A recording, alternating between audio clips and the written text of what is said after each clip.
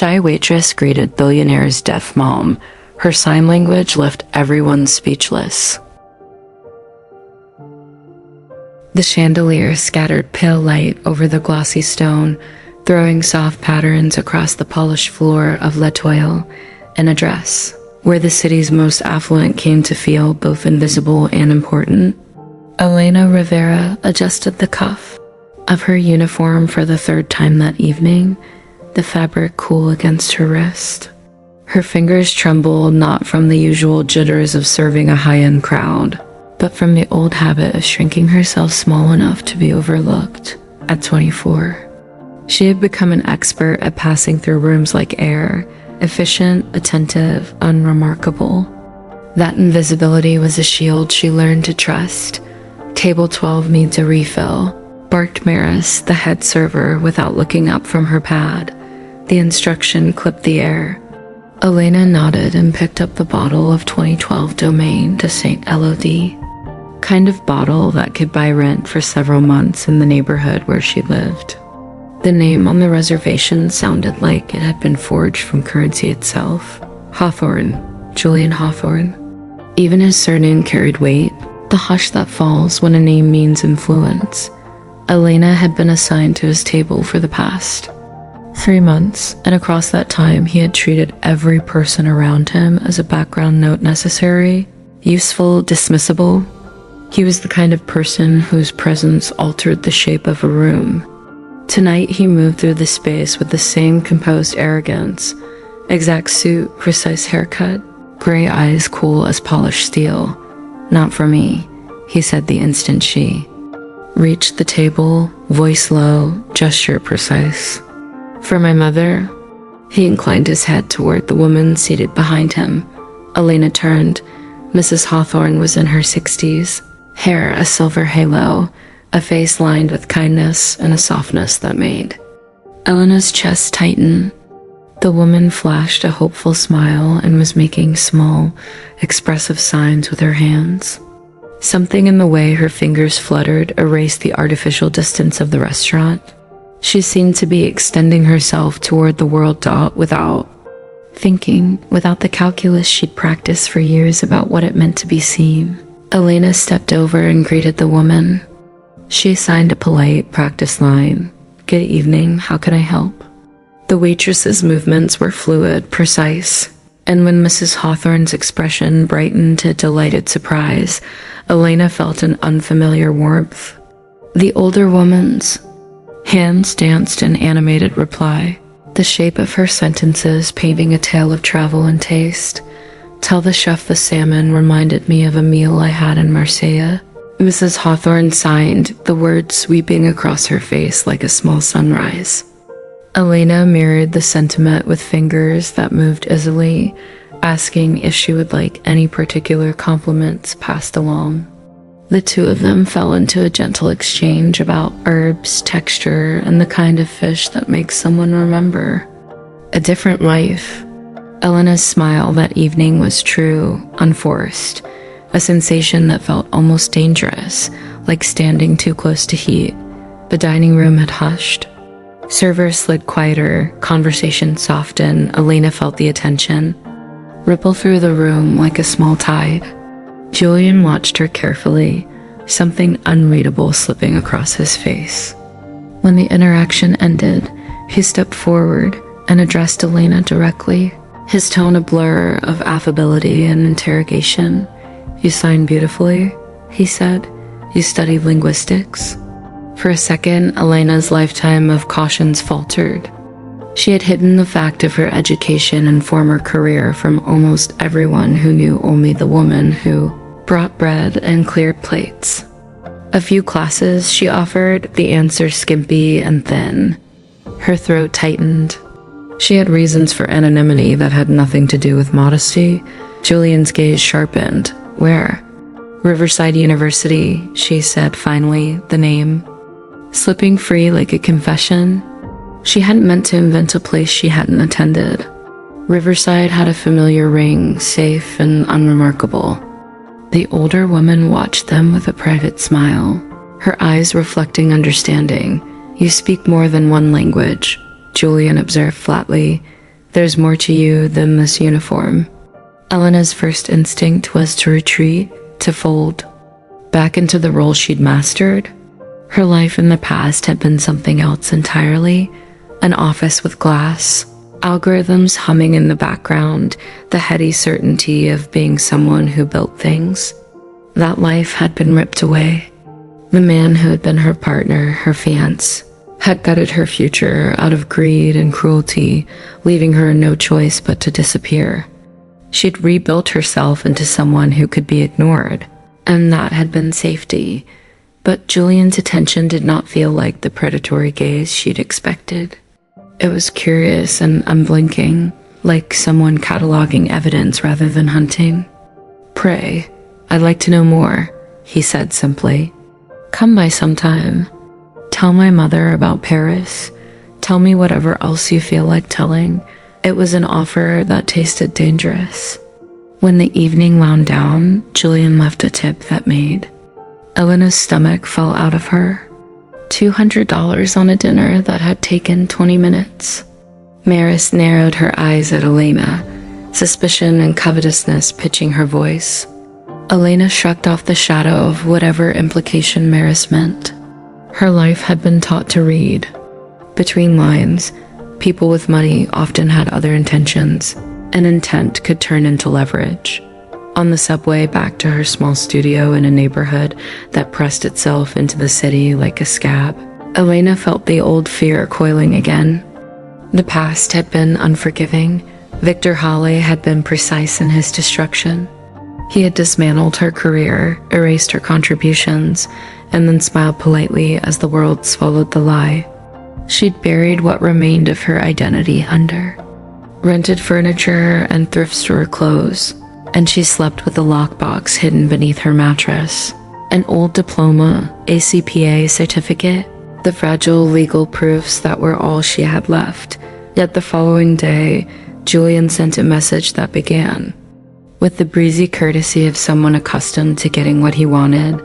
"I got your number from the restaurant. Thank you for being kind to my mother. Would you have lunch tomorrow?" Elena's fingers hovered. The number came from the place where anonymity often vanished. HR, the place where corporate curiosity could become an invasion. She switched, her phone off without answering, and slept badly, the lockbox at her side like an extra pulse. Curiosity, however, proved stronger than fear. She wasn't sure whether the meeting was bravery or self-sabotage when she texted back that she could make lunch.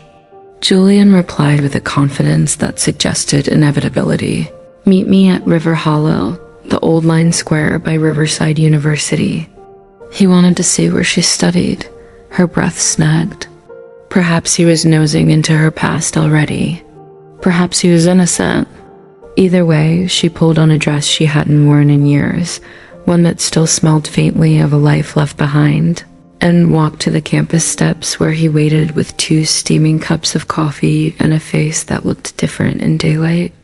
Less predatory, more candid, he unfolded himself on the stone steps like someone who was used to being recognized and wanted to be unadorned for a moment. Conversation began with small things, and then Julian tilted the talk to a sharper edge. He observed the tiny details that most people missed. The way she corrected a French pronunciation under her breath, the way she described a rare herb. "You either have a background in this, or you are an extraordinary research actor," said with a smirk. Elena laughed briefly, a sound like brittle glass. She told him a story stripped of specificities, a few classes in linguistics, a detour into the world of numbers. She didn't tell him that the detour had been a detour no longer. It had been her life. She didn't tell him that a man named Victor Hawley had built a company on the bones of her work and then filed paperwork to make her disappear. The word Victor landed in the air like a stone in water. Julian's face hardened. "I know Victor," he said quietly. Elena's cup slipped from her hand and scalded the steps. She realized she'd been careful for years because she assumed people like Victor moved in different lanes. "Know him? How?" she asked, voice smaller than she meant. He's my partner, Julian said. We're close to finalizing a merger. The slow thud of her heart sounded like the closing of a trapdoor. Everything she had feared in the long nights came rushing back.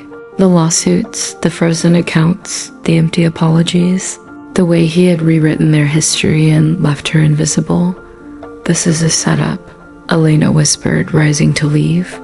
Her feet found the edge of panic. Her life had been a sequence of escapes and hiding places. She had no desire to be a pawn again. You're wrong, Julian said, catching her wrist before she could spin away. His touch was steady, not harsh. If Victor set this up, he didn't know he was doing it. He did not know I would meet you. I came because my mother kept talking about you. She rarely gets excited. There was something in his face that was not the studied neutrality of an investor. It was a kind of concern that belonged to someone who could afford to be principled. When he held his phone and dialed Victor's number with a deliberate calm, Elena wanted to bolt. Instead, she watched him place the call on speaker. Victor's voice filled the small space between them. Polished, smooth, practiced. Perfect, Victor said. I was drafting merger docs. Quick question. I think I met someone last night from Riverside. Excuse me, Elena Rivera. Who used to, maybe we had a study group? She mentioned me. Victor's dismissal was clinical. Elena like felt something cleave inside her. Disbelief that the man who once vowed partnership could erase history with a practiced shrug. She remembered every detail of their life together. The late nights coding at the office, the shared lunches, the engagement ring she'd worn until the day he filed charges against her. Victor's voice on the phone contained no memory of that life. He was an eraser applied to 2 years of shared days. Julian finished the call and put the device down. He doesn't remember you, he said flatly. Or he's pretending not. Either way, that's a problem. The statement dropped like a hand into the water of Elena's panic and steadied the waves. For the first time in years, someone else's belief did not require charts or validated schematics. Someone believed her. They walked to Julian's office, a top-floor suite with windows that framed the city like a map, and Elena's mouth went dry at the taste of it. The place smelled of polished wood and quiet competence. Julian parried. A receptionist's questioning glance with a command and an assurance of confidentiality. The woman complied, protocols folding as needed when a name meant power. The office was a room of authority. Leather and dark green, the kind of space designed to make decisions. Elena felt ridiculous and painfully out of place, but Julian's manner was one of calm conviction. I'm going to help you, he said simply, but I'm not going to do it in a way that costs me my soul. We'll be thorough. We'll be public, and we're going to make sure the truth is undeniable. He had already begun asking questions that only someone who had resources and care could ask. How many patents had been filed? Who was on the documentation? Which dates had been altered? Elena told him what she could, voice steadying as the words came. She explained how Victor had manufactured the narrative of her culpability, how he had manipulated accounts and testimony until she was the villain in a story he authored. She watched Julian listen in a way that made her feel like a witness finally. Being heard, she can't be erased, Julian said to his assistant with a levelness that implied action. Call Charles Morrison. Tell him I need eyes on this immediately. Elena went rigid. The name sounded like a legal team that could punch through corporate stone. You can't do this, she protested. It will cost you the merger. If a merger is built on stolen work, I don't want it, he said. Money is replaceable. Integrity isn't. It was the sort of pronouncement Elena had not believed anyone would make on her behalf. To have someone place an ethical ledger above profit felt like being offered a lifeline. Over the next few days, Julian's offices turned into a hive. They dove into documents, metadata, The faint trail that databases and file servers leave when you think you've erased everything. There are things you cannot entirely delete. Creation dates embedded in files, notes that survive exports, backup snapshots tucked in cloud caches. It was meticulous, almost forensic work. Julian's team found inconsistencies that looked less like mistakes and more like deliberate surgical excisions. Names removed from patents, timestamps rewritten, document histories overwritten. You said there were 17 patents, Julian remarked one evening. He set a tablet between them and scrolled through a dossier whose numbers made Elena gulp. 17 filings in a compressed period. The dates don't line up with Victor's declared timeline. They rewrote everything, Elena said. She told him about the partnership agreements that had been altered after she left, the emergency filings that removed her as co-inventor, the legal notices that had never reached her. He built a paper trail that made me the criminal. Julian's jaw flexed with anger that was more controlled than it was benign. We'll expose the trail, he said, and we'll do it so publicly there won't be room for smears. It was a vow that carried the smell of litigation rooms and press schedules, but beneath that, it held something else. The idea that a person could be rescued from an erasure by someone willing to put their own reputation on the line. Victor walked into the negotiation room as he always did, with the surety of a man used to being the dominant voice. He was shorter than Julian, but his presence had always been larger in the specific way of people who compensate with swagger. He smiled with a practiced smile as if dealing with acquaintances at a social club. Julian, he said, friendly and cold. Always a pleasure. What can I do for you? I want to revisit the IP claims, Julian replied. There are anomalies in your documentation. We need to meet your lead researcher, the person you said has been in Singapore. It was an exchange of disguised blows. Victor's answers were smooth and rehearsed. He claimed a genius employee, a flawless chain of development, clean contracts, all the things that supposedly removed doubt.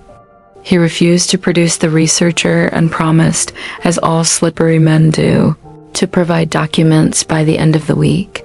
When Julian returned to Elena with the news that Victor had lied, that he had no credible documentation to support his sole ownership claims, Elena felt something like vindication and something like dread. Victor's cruelty had always been strategic. She had no doubt he would retaliate. He's arrogant enough to paint himself untouchable, Julian said, which means he's ripe for a fall if the evidence exists. He dialed a number and asked his legal team to open doors. Elena watched as a man with the kind of wealth that could cushion fatal mistakes chose to unravel the lies. When the time came for the confrontation, Elena's stomach battered itself against her ribs. They walked into the conference room at Pinnacle Financial, the building that had once been their shared temple of ambition. Victor's face, when he saw her, was an assembly of practiced disbelief. Have we met before? He asked, like a man peering at a stranger in a busy crowd. Elena stopped, met his gaze, and spoke with the certainty of someone who had been polished by the grind of survival. She showed photographs, nights in the office, engagement dinners, the candid pictures of two lives intertwined. Victor's expression flickered, a brief, involuntary pulse of recognition, and then a reshaping into the masks he knew how to wear. He denied memory, denied partnership, dismissed familiar photographs as routine networking. Julian did not let him settle the narrative. He stepped forward and presented the documents that had been unearthed. Original partnership agreements, patent drafts, email exchanges with timestamps and device origins that tied the work unmistakably to Elena. The assembled legal teams, faces hardened as they processed what insensitive greed had tried to erase. Victor's demeanor slipped from confident to flinty to frantic. You can negotiate a settlement, Victor offered with the cold charm of a man who thinks money is an answer for everything. We can come to terms. Elena's laugh that cut through the room was not the same brittle sound she had made weeks earlier. It was honed into something sharper. "You don't get to pay me for what you stole," she said. "You can't purchase absolution like it's stock. I want my name put back on every patent. I want the records corrected. I want you to face the consequences." The legal machinery moved with the kind of slow inevitability that both terrifies and reassures. Filings, subpoenas, sanctions. Victor tried the hat tricks of the privileged: counterclaims, threats, appeals to reputation. Julian stood like a cliff in the middle of the storm, refusing to be moved by the tidal pressure. He had been prepared to sacrifice deals for the sake of truth, and when you have the resources to take a hit, the leverage becomes a weapon for justice rather than for profit. Months blurred into a legal thicket. Elena slept poorly but held better. Her name was restored to papers, then to patents, and then to headlines. The court of public opinion nudged justice forward with an uncomfortable slowness, but it moved. Victor was indicted on charges that read like a detailed enumeration of betrayal, fraud, falsification of documents, theft of intellectual property. The media, hungry for a scandal with a moral arc, ate it up. When the verdict came, the sentence was not a Pyrrhic victory. Victor Holloway received a punishment commensurate with the breadth of his deception.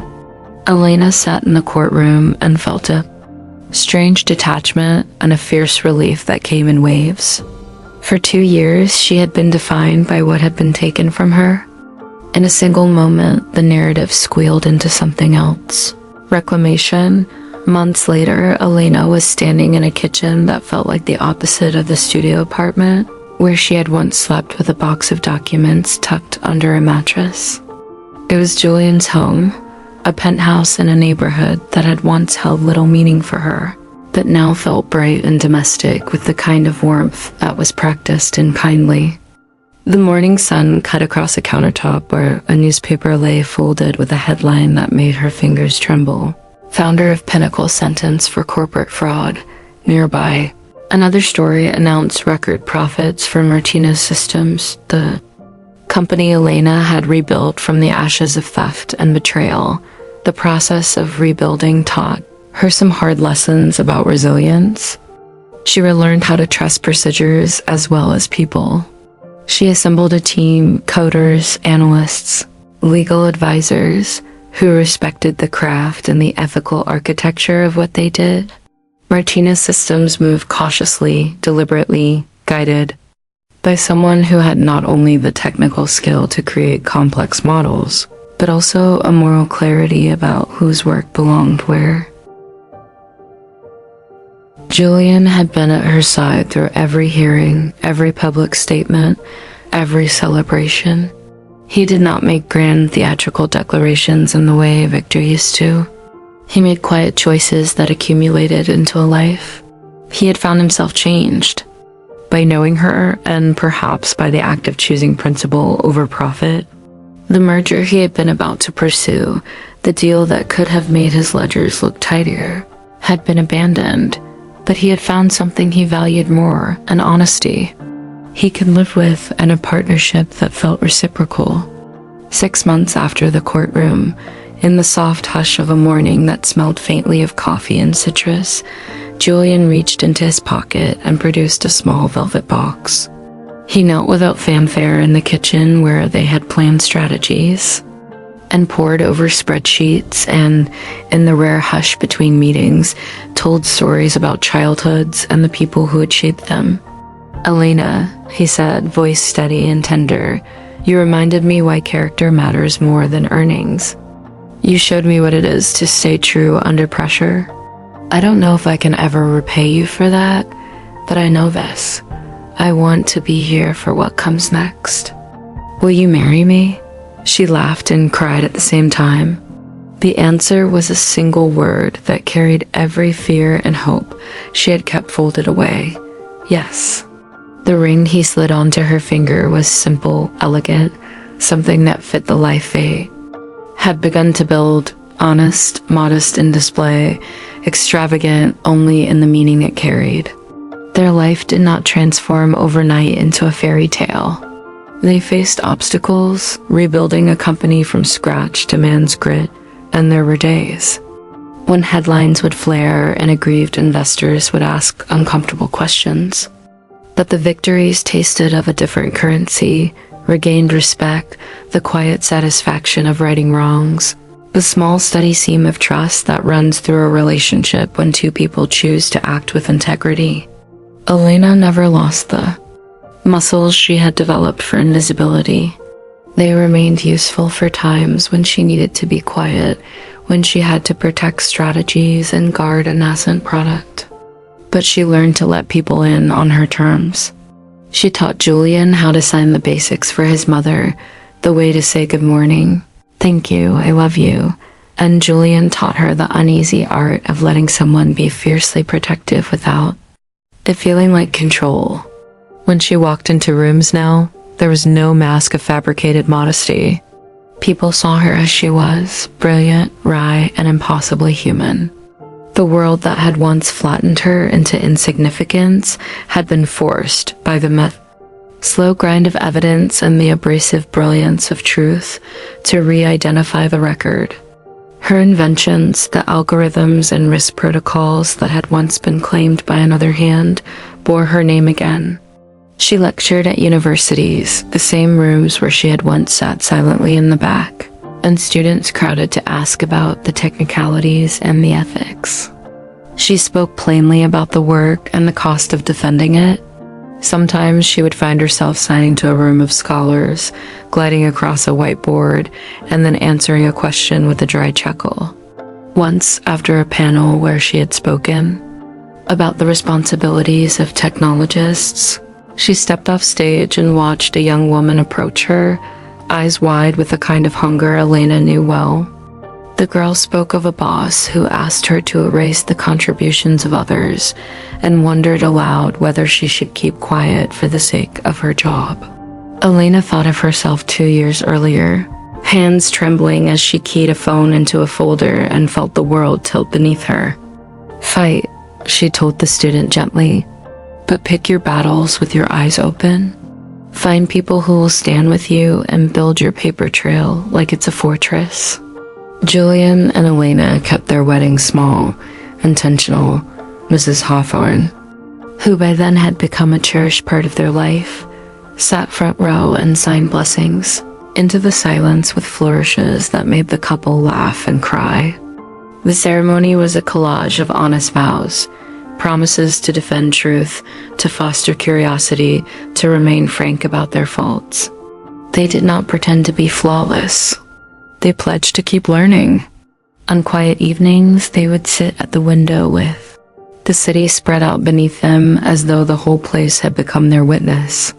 Elena would sometimes sign to Julian when the words felt too tender for talk, and he would answer with a squeeze of her hand. She rarely believed in the miraculous, in the way movies suggest. Instead, she found small miracles in the daily, a successful patent filing, a child signing a rudimentary sentence to her mother, a legal victory that meant a startup founder could sleep at night without fearing a fraudulent eraser. Victor's name receded into the background of legal archives, a cautionary tale recounted at conferences about the consequences of cutting corners with someone else's work. Elena never sought revenge for the sake of spite. She sought restitution and recognition, two things that restore identity in ways that money cannot. The courtroom had been a place of exposure. The rebuilding had been a different kind of endurance, a long thread of correction pulled tight until it held. Sometimes when she walked into a room where she once would have walked in and out like a ghost, she would notice the extra pause people took when they realized who she was. Their surprise was not always gratitude. Sometimes it was the discomfort of confronting their own assumptions. She used those moments as a kind of teaching. When people asked her how she had done it, how she had come back from having her life erased, she would tell them something she had learned in 2 years of fear and then action. Keep the receipts. Keep careful records. And when someone is willing to help, let them. The city continued to hum. Deals were made and unmade, startups rose and faded, new scandals flared and were extinguished like candles. Elena and Julian moved through it like two people who had been through a storm and learned to steer together. They were not immune to the world's ugliness, but they were no longer cowed by it. In the quiet of their kitchen, over cups of coffee, and the occasional late-night code review, they found the ordinary joys that felt increasingly rare. Shared laughter at some absurd coding bug, the warmth of a hand in the dark, the satisfaction of seeing a product they had built make someone's life easier. And sometimes, on evenings when the light angled just right and the city soft at the edges, Elena would sign to Julian the story of her mother teaching her the first words in sign, or of the small ritual that had kept her centered during long nights. He would watch her with a look of concentration and affection, learning to translate the long sentences of her life into the syllables of his own. They had been given a chance to remake themselves, and they treated it like the rare gift it was. Years later, when Martinez Systems, now simply Martinez, had become synonymous with responsible innovation in certain circles, a young engineer would ask Elena over coffee what drove her to fight so fiercely for ownership over code and algorithm and idea. She traced a circle with her finger in the condensation and thought of the long, harsh winter that had nearly swallowed her whole. It wasn't about the patents alone, she said softly. It was about being able to tell my story and have it be true. Some people think code is just numbers. For me, it was a life. For me, it was my name on the work that shaped other people's futures. That's what I had to have back. The engineer nodded, understanding in the way people do when they feel their own reflections in another's story. Then she asked, almost as an afterthought, how she had learned to smile again after the kind of hurt that rewrites your sense of safety. Elena smiled at that, thinking about the shy woman she had been behind a waitress's apron, the way she had bent herself into a small shape in order to survive. Help, she signed, the motion small and deliberate. Sometimes you need someone to hand you the tools to fight back, and sometimes you need to pick up those tools and fight, even if you're shaking. Outside the penthouse windows, the city lived its relentless life. People built, broke, rebuilt, and sometimes forgave. Elena kept building. She taught interns how to document their work, how to treat ethics as an element of engineering, and how to take a defender's posture when necessary. Julian stayed at her side, a partner who measured success in laughter and integrity rather than just balance sheets. The old fear that had made her live in half shadows did not vanish overnight, but it grew thinner, more manageable, its edges softened by the company of someone who had chosen to risk reputation for truth. They traveled rarely, and when they did, it was always in a way that felt like celebration rather than escape. A small trip to Marseille where they ate fish that tasted like the recipes Elena's grandmother had once taught her. A return to the university where she once studied and later lectured. On those days, Elena would take the podium and feel the same tremor she had once felt as a server standing before a table. The difference now was that an audience listened because of what she had done, not because they felt sorry. She spoke without apology about the ethics of technology, about the human cost when systems are built on lies. She signed when she needed to, and Julian translated when the room asked. In the quiet and private, they signed the small sentences no one would read on legal papers or corporate filings. Good morning. I love you. I remember. I'm here. Those were the sentences that stitched their ordinary days into something whole. The story that had begun with a shy server approaching a kindly old woman in a corner of a restaurant had, in time, stretched into something larger. A tale about law and code, about betrayal and restitution, about the way one person's decision To act with courage could create a ripple that changed business practices and personal lives. Elena's life had been a ledger of losses and recoveries. The balance sheet had finally begun to tilt towards something generous: recognition, the joy of building again, and a love that had learned to be both fierce and gentle. It had not been the ending she imagined when Victor first sought to erase her. It was better because it was real. The city went on spinning, deals were made and broken, and new people rose and fell on the tide. But Elena, who once moved through rooms to be unseen, had found the courage to ask for sight, to take her proper place on the record. And she had learned that sometimes the kindest thing someone can do is to refuse to let you be invisible any longer.